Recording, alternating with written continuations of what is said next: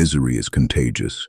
Misfortune spreads faster than any disease, and if you let it near you, it will consume you too. Now ask yourself, what if the people you surround yourself with are secretly deciding your fate? There's a law of power that feels harsh, even cold, but it's one you can't afford to ignore. Law 10. Avoid the unhappy and unlucky. Because people don't just bring stories and opinions into your life, they bring energy. Subtle, invisible energy that clings to your mindset and either lifts you up or drowns you. Attach yourself to the miserable, and their collapse will slowly become your collapse. By the end of this video, you'll understand why avoiding the doomed isn't cruelty, it's survival. We'll explore lessons from history, literature, and business, and I'll show you how to protect your mind, momentum, and future from those unknowingly poisoning it. If you're building quiet strength and mental clarity in a chaotic world, subscribe now. This channel is your Law 10. Avoid the unhappy and unlucky. Let's be real. This law isn't about arrogance. It's not about acting like you're better than anyone. It's about protecting your mind, your momentum, and your future. Because here's the truth. Energy is transferable. Not just excitement, not just inspiration. Misery is too. So is chaos. So is self-destruction. You spend enough time around someone who's constantly bitter, constantly in crisis, constantly drowning in their own victimhood, and eventually you start sinking too. Their thoughts become your thoughts. Their fear creeps into your gut. Their excuses start sounding reasonable. You don't even notice it at first, but little by little, your standards drop. Your vision fogs, and your edge, it dulls. Being near the storm puts you in it. Imagine someone caught in a storm. Wind, rain, lightning, screaming sky. Now picture them grabbing your arm, begging for shelter. What do? Your instinct says, help. But if you're not careful, you don't pull them to safety. They pull you into the storm. That's what Law 10 is warning you about. Some people don't want to be rescued. Some people cling to pain. They wear their bad luck like armor. And every time you try to fix them, you bleed out just a little more. That's not compassion. That's self-betrayal. And power doesn't grow in self-betrayal. Let's go deeper. We're wired to mirror the emotions of those around us. It's called emotional contagion. If you hang around someone always complaining, blaming, sulking, your brain slowly syncs up with that pattern. It rewires how you think, how you interpret setbacks, how you handle pressure. And the worst part? You think you're just helping, but in reality, you're slowly adopting the same inner chaos. Here's where people get stuck. You think you're strong enough to stay positive, stay grounded. You think you can pull them up. But Law 10 whispers something darker. You don't rise by lifting the cursed. You fall by holding on to them. That doesn't mean never helping anyone. It means knowing when to let go. Because if someone is drowning and refuses to swim, you both go under. And that's not noble. That's foolish. You've heard the saying, you're the average of the 5 people you spend the most time with. It's not just motivational fluff, it's neurological fact. So look around. Are you surrounded by builders or by victims? By people who lift your frequency or quietly drain it? By those who sharpen your ambition or feed your fear? Because every connection is either an anchor or a ladder.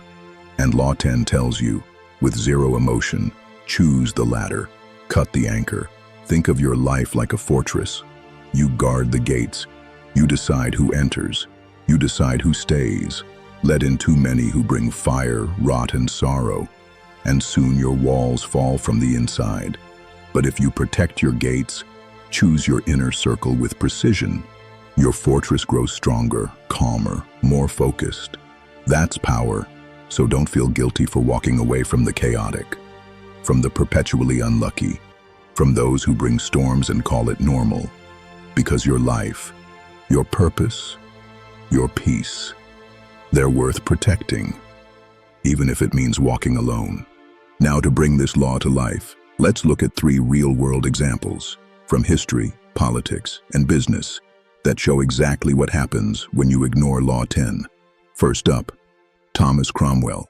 He was once the most powerful man in England, chief minister to King Henry VIII, mastermind behind the English Reformation, brilliant, strategic, untouchable, until he wasn't. Cromwell made one fatal mistake. He tied his reputation to the wrong person. When Henry's 3rd wife died, Cromwell arranged a political marriage between the king and Anne of Cleves. It looked like a smart move, a European alliance, a peaceful, noble woman. But the moment Henry laid eyes on her, he was disgusted. He called her unattractive, cold, boring, a mistake. And just like that, Cromwell was no longer the brilliant advisor. He became the man who brought failure into the king's bed. The marriage lasted just 6 months, but the consequences? Deadly. Cromwell's enemies pounced. The king turned cold. And within weeks, the same man who once ran England was beheaded.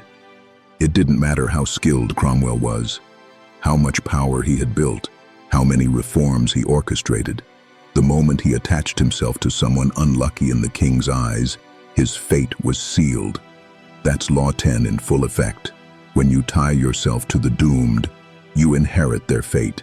Even if their collapse wasn't your fault, even if your intentions were pure, even if you were brilliant, power doesn't care. Now from history, let's step into literature, where power, tragedy, and the consequences of toxic influence are written in blood and betrayal. William Shakespeare's Othello. Othello was a powerful man, a respected general, dignified, noble. But like many of us, he placed his trust in the wrong soul. Iago, bitter, envious, burning with quiet resentment, always watching, always scheming. Othello didn't see the poison in him, because Iago didn't come with swords. He came with whispers, with fake loyalty, with the face of a friend, and the heart of rot. And Othello? He let that rot inside his mind. Iago's misery bled into him slowly, twisting his thoughts, clouding his judgment, feeding him stories of betrayal and dishonor, until Othello, the once great man, killed the woman he loved and destroyed himself in the process. Othello didn't fall because of his own weakness. He fell because he invited someone else's poison into his life. And that's what Law 10 is warning you about. You think you're strong enough to handle that bitter friend, that toxic partner, that co-worker who's always gossiping? You're not. Because it's not about one moment of drama. It's about the slow drip of misery, day after day, until you start thinking like them, feeling like them, acting like them.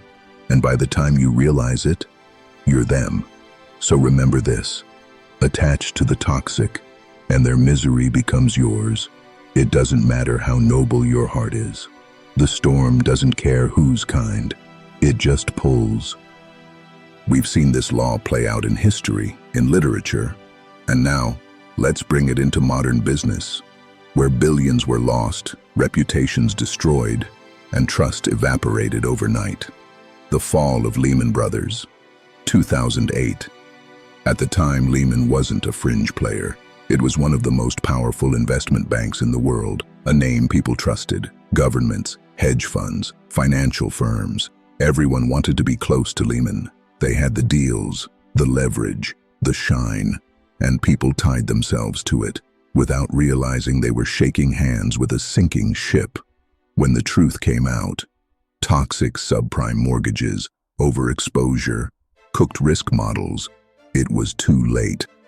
Lehman collapsed, and it didn't just fall quietly. It created a shockwave that pulled entire institutions under. Partners lost millions, clients were wiped out. Even firms with solid fundamentals got burned, simply because they were attached. Power doesn't protect you from someone else's downfall. Even if you're stable, even if you're smart. If you tie your brand, your capital, your reputation to someone who's secretly rotting from the inside, you fall with them. That's what Law 10 screams in bold letters. Avoid the unhappy and unlucky, not out of cruelty, but out of survival. Because in business, in life, in power, the wrong alliance isn't just dead weight. It's a ticking time bomb. So how do you apply this law without turning cold, without losing your humanity? You apply it with clarity, with boundaries, with the understanding that your energy is your edge, and it must be protected like treasure. Let's break it down. At work, you don't have to call anyone out. You don't need drama. But if someone on your team is always negative, always gossiping, always blaming others for their lack of growth, create distance, emotionally, mentally, energetically, because their failure mindset, it's contagious, and before you know it, you're dreading Mondays for no reason other than the vibe you're absorbing. Power comes from staying light and focused, not from dragging emotional anchors to meetings. In business, this one's critical. Don't tie your brand or your money to a sinking ship. If a company is bleeding trust, if its leadership is wrapped in scandal, confusion, or chaos, walk away, even if the deal looks good, even if they promise turnaround, because your name is currency, and once it's attached to the wrong partner, your credibility burns too. Be loyal to results, not reputations. Protect your image, even in silence. In personal life, you can love people and still limit your exposure to their energy. If someone constantly complains, self-sabotages, blames the world, and refuses to grow, you've got a choice to make. Not out of cruelty, not out of ego, but because your mental space is sacred. You don't have time to be someone's emotional landfill, especially when they're not trying to climb out. Let them go, wish them well, and get back to your mission. Ask yourself, honestly, do these people... Let's talk about something most people feel, but never say out loud. Misery loves company. Unhappy people don't just want help. They want others to feel what they feel. Not always consciously, but it happens. Because if you're miserable and someone around you is thriving, it highlights your own pain, your lack of progress, your stuckness. So what do? You pull with negativity, with complaints, with subtle jabs, with emotional storms that demand attention, empathy, energy. And if you're not careful, you'll get caught in it. Not out of weakness, but out of guilt. You'll think, I can't leave them behind. They need me. It would be selfish to walk away. But here's the hidden truth. It's not disloyal to avoid them.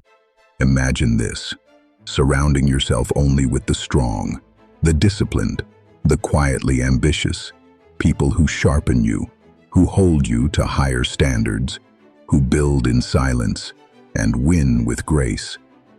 Now imagine how far you'd rise if you cut ties with the doomed, the ones who drain, distract, pull you into storms that were never yours to begin with, because your circle is your future. Protect it. The unhappy will drown you, just to keep from sinking alone. They don't mean to destroy you, but if you stay too close, you go down with them. Let them go, or follow them into the depths. The choice is yours.